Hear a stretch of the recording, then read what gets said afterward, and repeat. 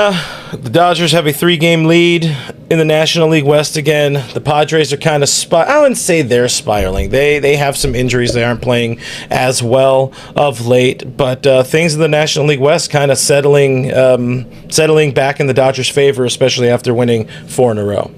It's crazy, too, to think that we're already tracking down magic numbers. And Bill Plunkett, our friend of the program, writes a very long time for the Orange County Register. Dodgers' magic number to clinch NL West is 14. I mean, we are at that spot, right? Which is awesome to see. I love scoreboard watching. I love this time of year. It's so much fun because every game has so many implications and every game matters. 14 games doesn't seem like much. But, yeah, the Dodgers a 3-game lead in the division. I'm not counting out the San Francisco Giants, though. I mean, this is a team that is playing very well. They are on the Mets' heels, as are the Reds. I mean, the Mets may not make the postseason at this point. Who knows? Because they have been absolutely spiraling, and the Mets' pitching has been horrific. However, to see the Dodgers have a 3-game lead, you know, Ken Rosenthal today on Foul Territory the other day was talking about that's probably too insurmountable. Like, you know, I don't know, 3 games is not that much, but maybe it is at this time of year because the calendar is kind of running out. But listen, I want the Giants to lose so badly for a number of reasons. Obviously, for us, it's just, you know, I wouldn't mind seeing the Reds in the postseason. I like the Reds. Why not? Yeah, I mean, it's an interesting. That final wild card spot, it's an interesting battle for sure. And obviously, I feel pretty good in the NL West when it comes to the Dodgers and Giants. A lot can change considering they play each other 7 times over, was it about 10 days starting tomorrow.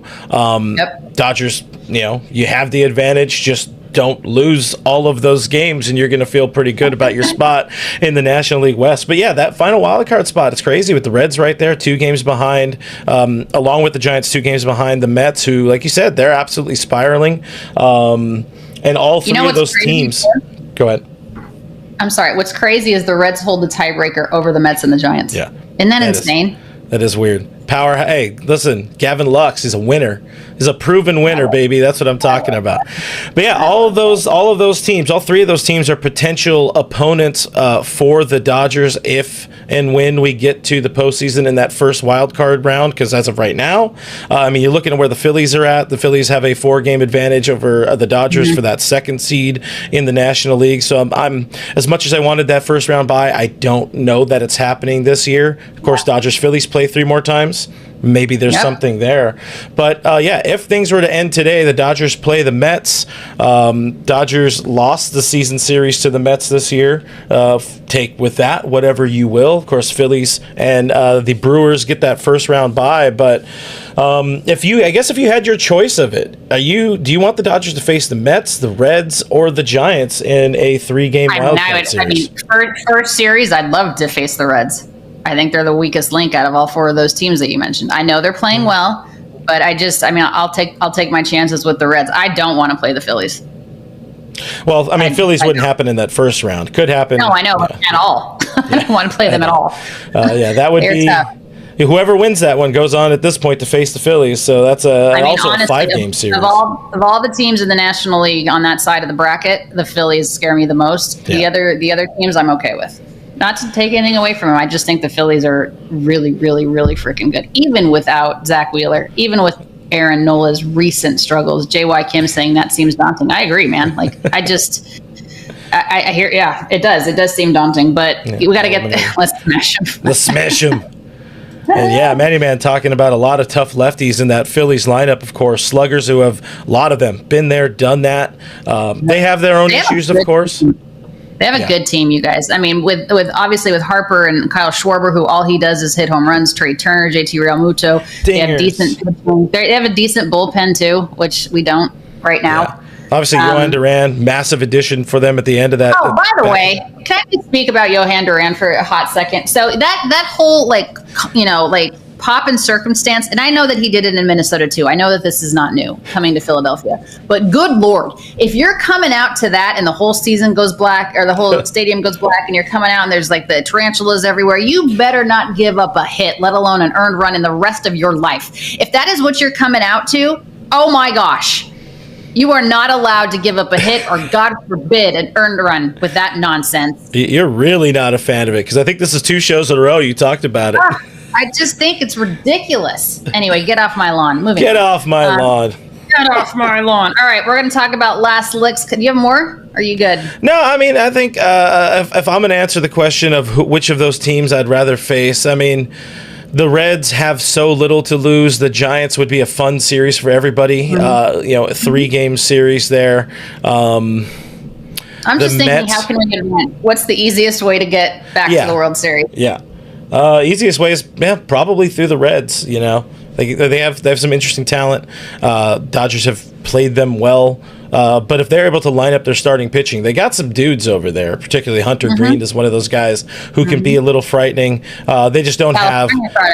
they don't have all the talent. They don't have enough talent to beat down the Dodgers, in my opinion. But that's where we're at right now. That's where things could. If the Dodgers and the world or the postseason was here today, if the season ended today, it's Dodgers, it's Mets, a rematch of last year's NLCS, and the Mets with all of their issues. I don't know. Maybe I feel pretty good about them as well because they got a big old monkey on their back with the offseason that they had and adding Juan Soto. You can't get out of the NL wild card. Same with the Dodgers, but you can't get out of that would be a huge disappointment and a very massively failured season. I think we should have Mets up on our show at some point. If we get there, we can combine. Don't forget, on Foul Territory, we have a lot of other territories, and Mets up is one of them. So check out all of our Foul Territory partners. All right, we're going to talk about a doggo after this break. Could the Atlanta Braves wind up trading Ronald Acuna Jr.? That is what we are going to dig into before we fire up the trade machine, because it is a concept with many layers. Leave your comments down below and let's get into it. Now, the idea was brought back up by MLB Network's Greg Amsinger, Dane Plesac, and Harold Reynolds just the other night, where they discussed the possibility. They liked the segment so much, they decided to clip 2 minutes and put it on Twitter. Now, in this 2-minute clip, Harold Reynolds digs into Ronald Acuna Jr.'s happiness and that it needs to be objective number one the rest of the way, keeping him happy. However, Ronald Acuna Jr. is currently batting, well, at least most recently, I'm recording this Wednesday morning, and this is Tuesday evening's lineup, batting 7th ahead of Jake Fraley and Nacho Alvarez. Absolutely no protection there. Everybody in the league knows Ronald Acuna Jr. is still a dangerous hitter. Just pitch around him because Jake Fraley's on deck. There's no production here. How happy is Ronald Acuna Jr. hitting 7th? Not leadoff. Instead, the guy hitting leadoff is the guy who was busted for PEDs earlier this year. I cannot think Ronald's very happy right now. Now, the fan 680 in Atlanta, Cellini and Domino, hopped on the topic train and gave their thoughts on the idea of trading Ronald Acuna Jr. And now, neither of them said they would do it. They both passed on that idea. They did give plenty of reasons as to why the Braves could, and in some instances, should entertain trading Ronald Acuna Jr. His happiness being one, but also the idea of re-signing Ronald when his club options are up, thinking that there's no way the Braves will re-sign him at that point, so trade him when there's multiple years of control, and you'll get more back. Now, Alex Anthopoulos has to be considered in all of this because he's the GM and because he has a philosophy on if he will or will not trade the players he's given these extensions to. And that philosophy is pretty clear. As was brought back up in this Sports Illustrated article back in 2023, Anthopoulos, and I quote, "You can take it and light it on fire, will not happen, will not be considered, will not be discussed." That is a long and drawn-out way of saying, no, I'm not going to do it. Now, he does leave the door open because he talks about how if something happens off the field or if there's a significant drop in performance, then they could consider it or contemplate it. Question is, what do you think Alex thinks about Ronald Acuna Jr. right now and the injuries that Ronald has dealt with since he received his extension? Does Alex maybe think that's enough has happened to rethink Ronald's trade availability? And also, what's Ronald feeling? Do we get to a point where Ronald is unhappy in Atlanta and demands a trade? So with those two thoughts in mind, Alex Anthopoulos, and maybe he views Ronald differently now, and Ronald's general feeling towards the Braves and the potential for him to demand a trade, we are going to fire up the Ronald Acuna Jr. trade machine. Now, who could be in the market for Ronald Acuna? You might think literally everybody. We got to narrow that down. I was able to narrow it down to 10 teams that could be in on the Acuna sweepstakes. Who are those 10 teams? I have 4 in the National League. Yeah, only 4. So we have to eliminate all of the National League East teams. They are not going to trade Acuna to the Mets. They are not going to trade Acuna to the Phillies or the Nats or the Marlins. Not going to happen. So all of the National League East teams are out. Now, you also have to be a contender at the current moment. And you also have to be able to financially afford Ronald Acuna Jr.'s extension, because what you're going to have to part with, you're not going to part with without that in mind. So all of these teams have to be in a financial situation where they could extend Acuna. So the National League teams that I have are the Dodgers, the Padres, the Giants, and the Cubs. In the American League, I have 2 groups of teams. An AL East group with the Yankees, the Red Sox, and the Blue Jays, and an AL West group. That's the Astros, the Mariners, and the Rangers. That's 10 teams that are contending, that have the money to give him an extension, and have the need. Ronald Acuna Jr. on board. Putting him in that group with Ohtani and Mookie Betts and Freddie Freeman would create a historic... They already have a historic 1, 2, and 3. Now it would be a historic 1, 2, 3, 4 at the top of that lineup. What is the package that gets the deal done? And I'll tell you up front, this was one of my biggest overshots. We'll correct it, though.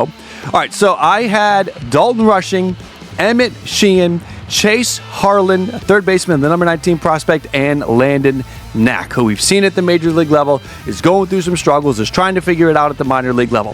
When I put that into baseball trade values, I had a $76.7 million value going to the Braves and $47.6 going to the Dodgers. Braves fans, you probably take this. You probably want this, but we can't do this for the sake of the Dodgers fans. We have to try to even that out.